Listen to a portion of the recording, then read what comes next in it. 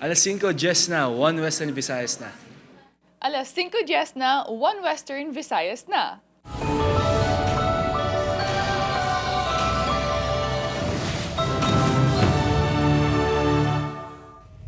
Mga balitang atong tutukan, subong nga Lunes, International Day for Disaster Risk Reduction 2025, ginaobserbar subong nga adlaw. Kadungan sini ang paghalong sa mga kalamidad, ilabi na sa linog. Pagtayog na batyaga naman sa Panay kag Negros bango sa magnitude 5.8 nga linog sa Bugos City kaina sang kaagahon. SK sa 4 ka barangay sa Iloilo City natukiban nga may questionable nga paggamit sang pondo. Mas sobra 3,000 ka individual nakigbahin sa Grand Rosary Rally sang Sabado sa Bacolod City.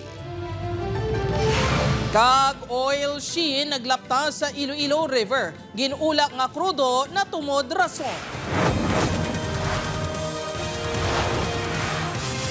Ini ang GMA Regional TV, 1 Western Visayas.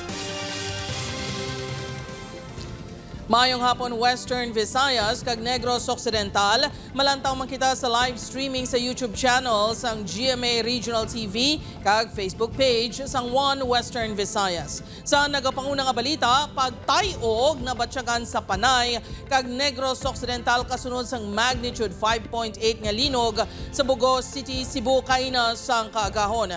Publiko ginapaalerto sang FIVOLT sa linog. Si Kim Salinas nakatutok. Liwat na puhag ang mga residente sa Panay matapos ang 5.8 magnitude nga linog nga na-record sa Bogos City, Cebu pasado alauna kay nasang kaagahon. Ang pagtayog ang nabatyagan sa mga call center agent sa Mandurriao. Sa ini nga video makitaan ang ila pagtipon sa open space. Gilayo naman nga ginpagwa sa ila dormitoryo ang mga estudyante sa University of the Philippines Miagao Campus bungod sang nabatyagan nga linog. Si Rosalie, nga residente sang Barangay Cayos de Mangas, gilayon nga nanaog halin sa ikaduwa nga panalgan sa Gilabalaya. While nagahigda ako, then doon nakabatsyag ako sang nagauyog ang catcher ko. Nagwa ako sa kwarto. Dayon, naging katuan ko magula ko. Ang dingding ko no, nagauyog ko no ang bintana. Sa Bacolod City, makita sa CCTV footage ang pagtayog sa sulod sang balaya. Kulbaan ko, hinakwat ko din ng gamay ko nga bata. Uyog bugtaw pa man ko gabi, mga launa, shite. Tapos? Amo to batya ko din linog Nagano ka? Nagwa kami din tanaw sa baybay. Sa Escalante City, kag sa San Enrique Negros Occidental, nabatyagan man ang pagtayog. Sa La Castellana, nagpatigayo na sang evaluation sa lugar nga nakitaan sa pag-usmod sang duta. Well sir, no, damo na actually causes ang ground subsidence. Isa na da ang mining o kung may ginkot-kot within the area nga to groundwater extraction, or ang isa na ka-causer is linog liquefaction, which means nga kung may ara sang ground shaking or pagtayog, gahumok ang duta. Kanselado ang klase sa Bacolod City, Talisay City, Bago City kag Binalbagan. Sa piyak sang asod-asod nga linog na batyagan sa Cebu kag Davao.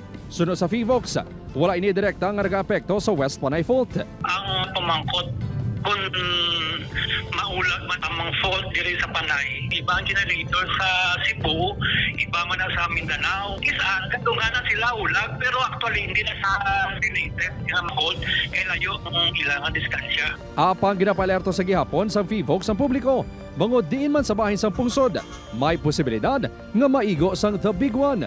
Nahibaluan nga bangod sang West Panay Fault, ginigo ang Panay sang 8.2 magnitude nga linog o kun Lady Kaykay sang 1948, kag 7.1 nga linog sang 1990. Kung may mga earthquake drill, dapat seryosoon. Advice mo sa amon na office na kung mag-construct sa mga building na dapat qualified ng mga quality kang materials dapat i-implement. Nagapahanda man ang mga bulutuan in kaso magluntad ang linog samtang nagaklase. Plano sang ahensya nga maghatag sang emergency go bags sa tagsa ka estudyante. Mayroon kita sang defect order nga nagahambal. If ever intensity 5 and above, automatic ang suspension sang atong sining klase. Upod kay Cirilo Renduque, Kim Salinas, 1 Western Visayas.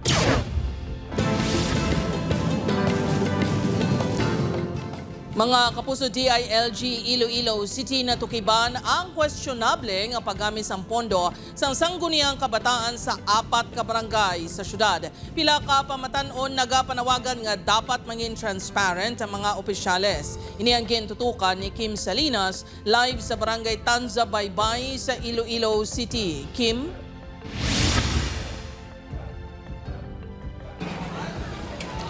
Jert, sa tunga sang tikang sang DILG sa pagtudlo sa pagtudlo sa SK sa husto nga paggamit sang pondo may pila sa gihapon nga nagapabilin nga nagapakatiga kag wala nagasunod. Humalin 2023 tubtob sa mga tuig.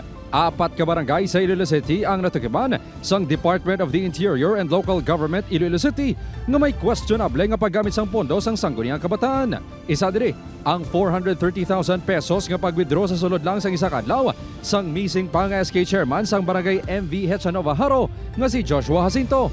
Isa na lang kalibo ang nabilin sa pondo sang SK karon sa masobra 3.7 million pesos nga pondo humalin 2023. Samtang ginkasuhan naman sang malversation of funds sa ombudsman ang SK chairman kag treasurer sa isa ka barangay sa Molo sa diin naggamit sa masobra 100,000 pesos nga pondo. Wala man na losses, nabalik pa ng kwarta, but then siguro sa proseso kay tigin ko pa, gin-disburse mo siya nga wala papeles, may problema. Tapos kung kayo sa question, wala na yung balik. Ginusisa naman sang DILG ang 2 ka barangay sa Molo kag city proper sa ginapahayag. Wala nagsunod sa husto nga proseso sa pag-realign sang pondo sang SK. Settled naman ang isusuno sa DILG. Isa na diri ang barangay Tanza Baybay sa city proper. Suno sa SK chairman sa barangay. Gingamit sini sa lakbay aral sa Ilocos Norte sang Oktubre 2024 ang porson sang 50,000 pesos nga pondo. Ang pondo ang para kuntani sa pagbakal sa mulong para sa mga residente. Medicine, bali wala nang hatag. Because may harap ng barangay pangatag sa una nga daw ginagamit na sa seminar sa Lakbayaran. Why ka mo kabalong ay nagilipid sa ilo? Wala sir, kay baguano lang kami sir. Suno sa barangay, bukas man sila sa pagbulig sa SK kung may mga butang nga hindi mahibaluan sa proseso sa pag-uyat sang pondo. Sige, patawag mo na si chairman nga transparency, natawag bala nga i-open niya sa iyang council ang tanan nga ang pundo sa SK. Ginabuligan mo siya kung ano mga kinanglan mo niya, kung ano mga kulang niya. Masakit sa buot sang pamatanon nga si Lermuel nga mapatian ang ini nga mga isu. Dapat kuno ipasulabi ang transparency sa pagdumala sang SK. Tanay, gamiton man nila sa Inchakto Vlog. Tanay, kung maplano sila, ipakita man nila, kag ipabalo man nila sa kabataan para mga benepisyo man ang tanan ng mga kabataan.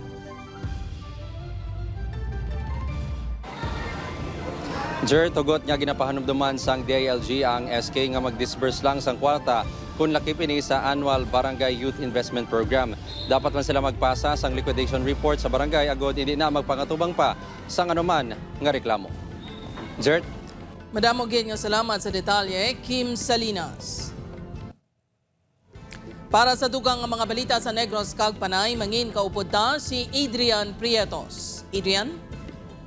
Maraming salamat, Jert, mga kapuso. Grand Rosary Rally kontra korupsyon ginpatigayon sa Bacolod City sang Sabado. Masobra 3,000 ka individual nagpakigbahin. Yaring balita ang itutukan ni Eileen Pedreso. Naga-Rosario, samtang nagalakat. Ini ang sitwasyon sa pila ka dalanon sa Bacolod City sang Sabado kadungan sang Rosary Rally. Pagpangamuyo sa mga simbahan kag sang mga nagpasakop nga mauntat na ang korupsyon sa pungsod. Ito ay isang paraan natin upang pagdasal ang ating bansa sa lahat dahil sa dami ng korupsyon. Nagdiretso ang mga nagpakigbahin sa San Sebastian Cathedral kung saan ginpatigayo ng isa ka celebrated mass. Dululungan nga ginamba ang Tell the World of His Love bilang simbolo sa pagpangibabaw sang paghigugma sa pihak sa mga pagtilaw.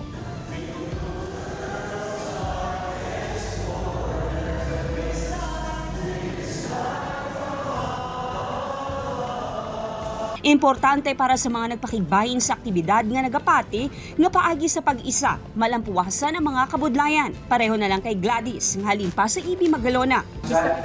Sa Bacolod City National High School, palakpakan natin sila. Para sa korupsyon.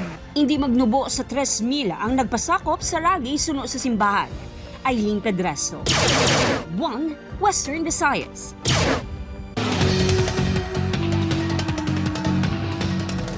Mga natabo antes aksidente nga nakabunggo sa isa ka siklista ang isa ka modernized PUJ sa Molo sang Biyernes nga adlaw nakuhaan sa CCTV. Driver ginapatihan naglain ang pamatsyag. Si Julius Bilacaol nakatutok. Makita sa sini nga video ang lalaki samtang nagamaneho. Mati-unti-un pa, matalupangdan nga daw may sablag sa paghulag sini. Apang ginapilit nga makontrol ang salakyan. Ang driver amo si Conrado Labrador, 57 anyos, nga tumandok sa Zone 2 San Juan Molo. Ang iya ginadala amo ang modernized PUJ nga nagdala sa lalaki nga nagabike kag bumunggo sa bollard sang isa ka gasolinahan sa Molo sang Biyernes ang aga. Biyernes ang hapon sang napatay ang driver sang bike nga si alias Noel. Si Conrado, binawian sang kabuhi kahapon sang aga. Sa last siya lang kusog, ging isip lagi diya iyang mga pasahero ag iyang bus. Si Conrado ang may hypertension, suno siya pamilya, kag posible ginatake sang among ation. Apang sa iya pagkapadre de pamilya, nanginhuluwaran gid ini suno siya asawa kag kabataan. Ang mga himata sini, nagpalabot naman sa simpatiya kag naghingyo sang paghangop sa pamilya sa siklista nga si alias Noel. Wala man kuno sa may gusto nga amo sadto ang matabo. Sa family, gapangayo gid kami pasahilo. Ayno nga, sakit man sa inyo nga mawadaan ka sa isa ka utod. Ginpatulungan sa news team ang ginapahayag address ni alias Noel, apang wala sang tawo sa ilapuluyan. Gintinguhaan man sang news team nga makuhaan sang pahayag sa aksidente ang kooperatiba nga ginatrabahoan ni Conrado, apang wala sang opisyal sini nga nakaatubang sa amon. Upod kay Romel Porquia, Julius Bilacaol. 1 Western Visayas.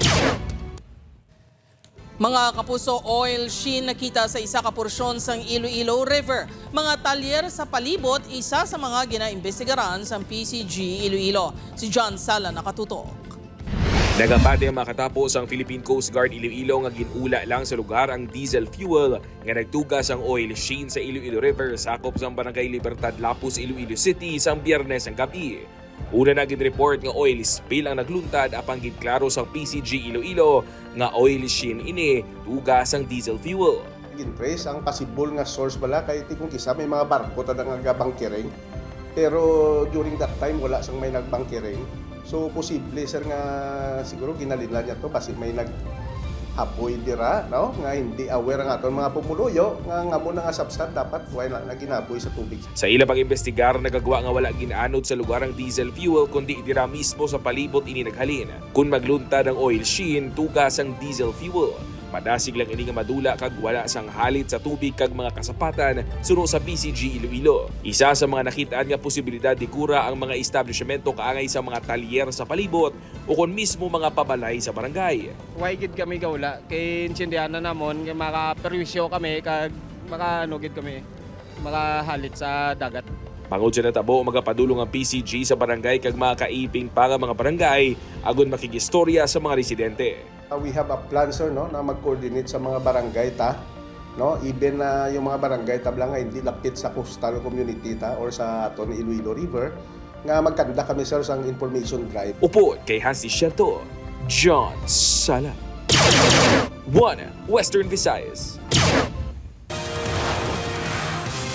Ini ang GMA Regional TV, 1 Western Visayas. Alkalde kag vice alkalde sang Zaraga, Iloilo ginrekomendar sang ombudsman nga kasuhan bangod sa pagbakal sang duta para sa relocation site sang Banwa. Si Julius Bilacaol nakatutok. Nakitaan sang probable cause gani ginrekomendar sang Office of the Ombudsman ang pagpasaka sang kaso nga paglapas sa Anti-Graft and Corrupt Practices Act bato kanday Zaraga Mayor Maria Jofel Soldevilla kag Vice Mayor Michael Omar Lacson. Ang duhang lakip sa mga ginpasakaan sang reklamo sa satuanay SB member nga si Andre Bon Sumagaysay sa nagligan nga tuig. Ini ang kaangot sa ginaaligar maanomaliya nga pagbakal sang duta para gamiton nga relocation site sang Banwa. Upod sa mga ini ang pila ka sang Guniang Bayan members kag pila ka department heads sang LGU. Apang ang mga ini ang naabsuelto. We are looking forward man nga mangin accountable tanan mangin lesson ni siya sa aton public officials nga there is no excuse when it comes to accountability. Ang transaksyon ang nag-iimbolbar sa kapin 6,000 square meters ang duta nga ginbakal sang LGU sa balor nga masobra 11 million pesos. Ang nagapanagiya sa duta, amay ni Lacson, nga sang tion sang transaksyon, SB member pa lang sang Zaraga. Gintinguhan sang news team nga makuhaan sang bahay ng duha ka opisyal, suno kay Mayor Soldevilla. Ginarespeto nila ang resolusyon sang ombudsman. Apang base sa panugyan sang abogado nila sang vice-alkalde, hindi kuno sila makapa-interview. Plano man sang ila kampo nga magsumiter sa motion for reconsideration. Ang relocation site ang nahamtang sa Barangay Malunang, Saraga. Diri kuntani igasaylo ang 14 ka pamilya sa Barangay Balud 1 nga nagapamiligro sa pagkatipag sang pangpangsang suba sa ila lugar. Bangod sa resolusyon sa ombudsman, magahulat ang pila sa mga ini kung saan sila makasaylo. Siyempre siya amon nga siya amon mayor. Natural gid kami sa iya. Mahulat sa iyangan. Apang sunod sa punong barangay sa Balud 1, pila ka residente ang nagapangalang-alang nga magsaylo kung matigayon na gidman. Doon ding pangabuyan, doon sila magsaylo sila. Siyempre magsaylo, kinala ng source of income mo, pangabuyan nila. Baligya, arata mo na. Upod kay Romel Porquia, Julius Bilacaon. 1. Western Visayas.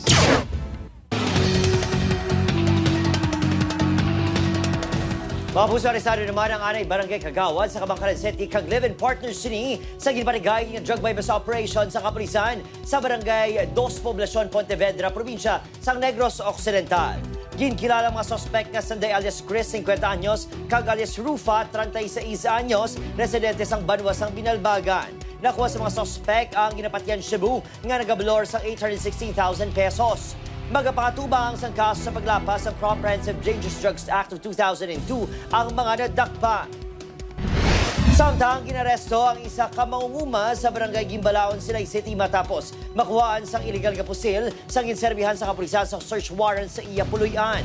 Ginkilalang suspect nga si alias Tabing, 51 anyos, residente sang Hacienda Hinalinan. Gingasang operasyon batok sa suspect matapos may mga ginpalabot ng impormasyon sa kapulisan. Na-recover ang 12-gauge shotgun, isa ka magazine, kag duha ka bala. Ipaidalom sa forensic examination ang pusil nga nakuha sa suspetsado. 60 anyos nga lalaki ginbawian sang kabuhi sang ginlabo sang yahinablos sa Kabatuan, Iloilo. Suspect arestado. Si Kim Salinas nakatutok. Pilas sa ulo. Kamot kag tiil ang naagom kag ginkamatay sang 60 anyos nga si alias Silverio. Ini matapos ginlabos ang ihinablos nga si alias Richard sa Barangay Inaka, Kabatuan, Iloilo, Sabado sang gabi.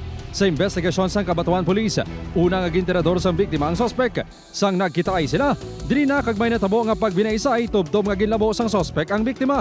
Nakapalagyo pang sospek apang natigayon man nga marakpan sa lugar. Na-recover ang binangon nga gingamit sa krimen. Nasaka siya sa kahoy. Sa drama mismo lang? Yes, mga more or less mga 500 meters away from the crime scene. Considering nga daw drama lang ang tendency or possibility nga makapalagyo siya, ginpang-flashlightan sa mga tanod na to dito, dito siya gakupo sa ibabaw sa kahoy. Wala ko na nagahinulsol ang sospek sa aginhimo bangod na impito ini. May angkat na kumaway ko.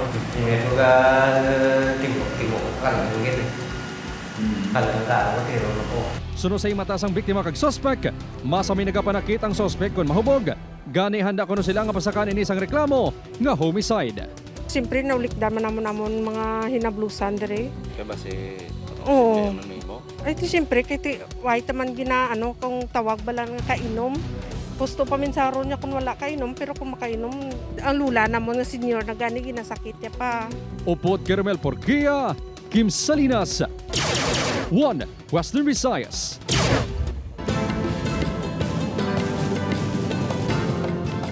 Atensyon sa aton mga kapusong nga motorista, lauman ang 30 sentimos nga dugang sa kada litro sang gasolina umpisa buwas October 14. May rollback naman nga 20 sentimos sa presyo sang kada litro sang kerosene. Samtang matapos sa 7 ka semana ang asod-asod nga pagsaka sa presyo sang diesel, wala sang lauman nga paghulag sa presyo subong nga semana. Ipatuman buwas aga ang adjustment sa presyo sang gato.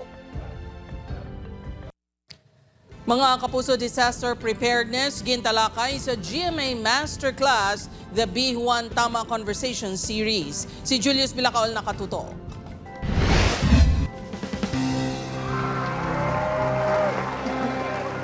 Sa kick-off sang GMA Masterclass, the B1 Tama Conversation Series, importante nga impormasyon kag timely issue ang gintalakay sang host sa mga GMA infotainment programs nga Amazing Earth, I Believe, kag Fast Talk with Boy Abunda.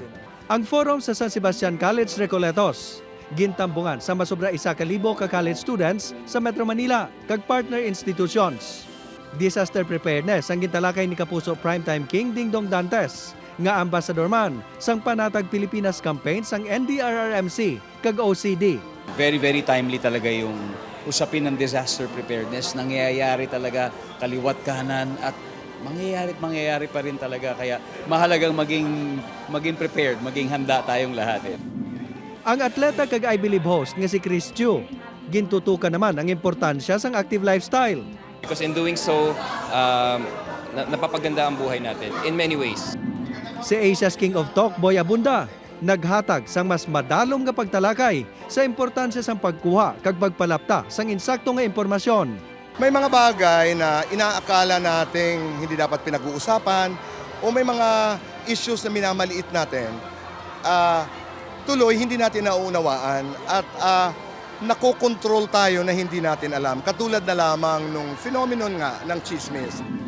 Present sa event ang GMA executives sa pagpanguna ng Senior Vice President and Head of GMA Integrated News, Regional TV and Synergy, Oliver Victor B. Amoroso, GMA Entertainment Group Officer in Charge, kag Vice President Cheryl Ching C, kag Business Development Department 2 Vice President Janine Piadnacar.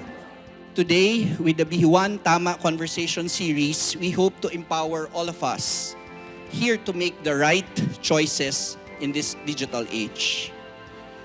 To our students, kayo yon, I hope you will take this opportunity to learn from our powerhouse panel. We need them to help us muster the courage to make the right choices. Nagserving host kag moderator si saksi kag 24 oras weekend anchor, PR Kanghel. Most powerful song performances si the class first runner-up, Chloe Redondo. Nagpirma man ang mga kapuso host kag mga estudyante sa Panata Wall bilang pagpakikisa sa Bihuan Tama Campaign.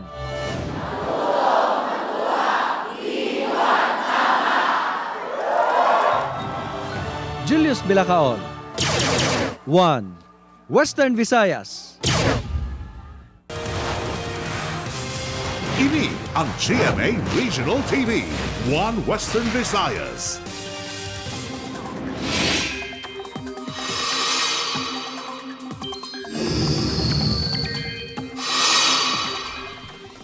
Balantayan mga kapuso, may ginabantayan ng LPA sa GWA sa Philippine Area of Responsibility. Base sa monitoring sa Pag-asa, ulihin na sibratan sa kalayon niya 2,295 kilometers na sidlangan sa Southern Mindanao. Apang susubong, wala ini sa direktang epekto sa pungsod. Easterly, so kung mainit nga hangin nagikan sa Dagat Pasipiko, ang nagaluntad sa dakong bahin sa pungsod, nga magresulta naman sa magalumon nga panahon kag lapta-lapta nga ulan. Posible man ang mabaskog apang madasig lang nga pagbubo sang ulan tugas sang thunderstorms. Base sa datos sa Metro Weather, lauman ang maulanon nga panahon sa Negros Occidental, subong man sa pinakabahin sa Iloilo kag Capiz.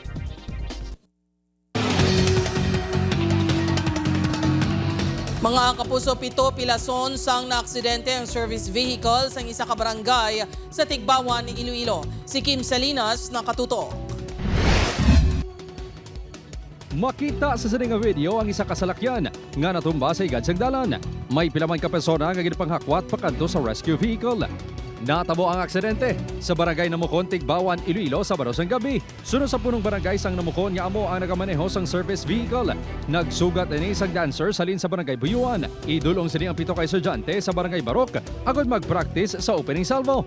Apang nadulaan ini sang kontrol sa Manibela sang nakalabot sa barangay Namukon. Naging error gurugid ang akong salakyan na hindi ko na makabigla.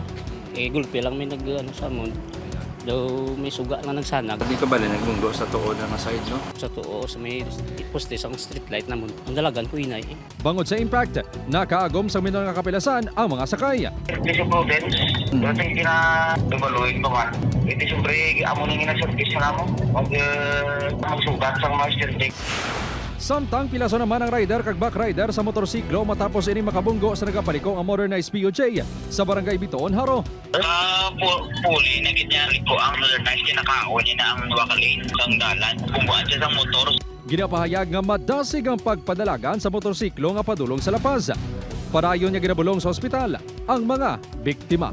Upod Carmel Porquia, Kim Salinas, 1 Western Visayas. Mga kapuso, duwa ka bulan antes ang highlights ang Mother of All Philippine Festival sa January 2026. Ginupisahan na ang selebrasyon sa Kalibo Señor Santo Niño Ati-Atihan Festival.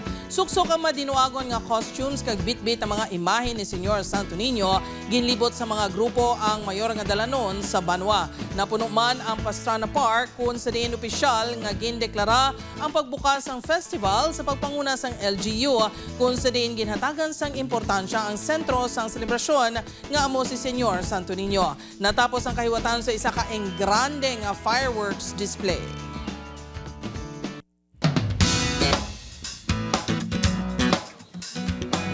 Mga puso, ari naman dapat bantayan sa Encantadia Chronicles Sangre sa pagbalik ni Mitena sa kaharian. Ano bala ang mangintina kay Zaur?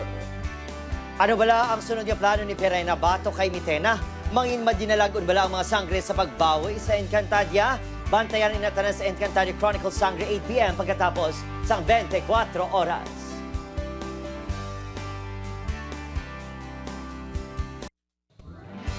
Mga kapuso, ang kawayan wala lang nagabulig sa palibot kundi pati na sa palangabuyan.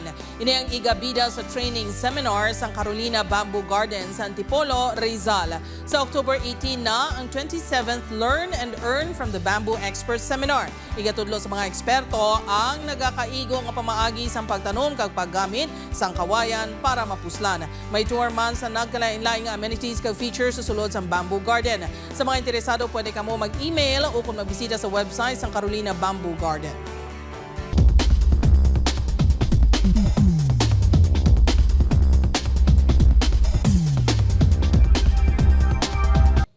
Mga kapuso, 73 days na lang, Pasko na. Ako si Gertrude Charlotan, ini ang One Western Visayas, bugos nga puwersa para sa mas dako nga misyon, kag mas masangkad nga pagserbisyo sa pungsod.